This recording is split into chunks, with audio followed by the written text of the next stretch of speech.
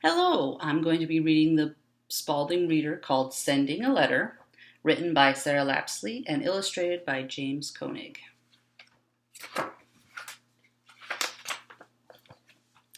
Last night I was just about to call my cousins on the telephone when Grandma stopped me.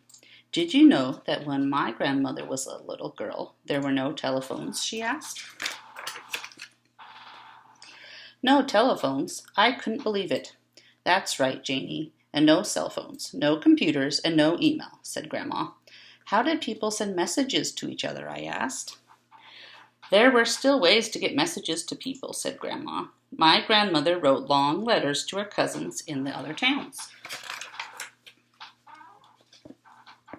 I like getting letters, I said. It's like receiving a little present. You never know what will be inside. Back then, writing the letter was the easy part. The hard part was getting it delivered, said Grandma. There were no cars or trucks. Airplanes hadn't been invented. How did the mail get delivered? I asked. Some were sent by stagecoach, Grandma explained. It was dangerous. Sometimes bandits held up the stagecoach and the mail was stolen. Other mail was carried on by horseback riders in locked mailbags on their saddles, said Grandma. The ride was rough on rocky trails and sometimes over tall mountains. Riders made frequent stops at special stations to get fresh horses.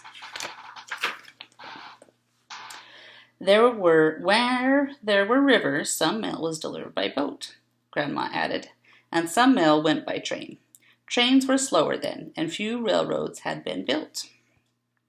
It could take weeks or months for a letter to arrive. People just had to wait, said Grandma. I tried to imagine waiting weeks or months for a letter. I could not.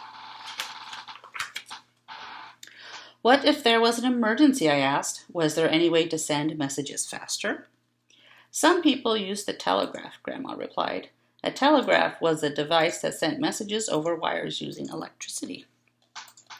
In my grandmother's time, telegraph offices were being built across the country, said Grandma. Messages could be sent and received within minutes, but a person had to travel to a city to find a telegraph office.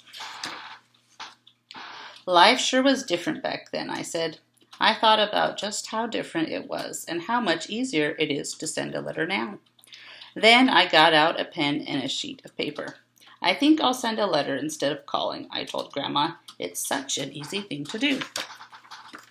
The end.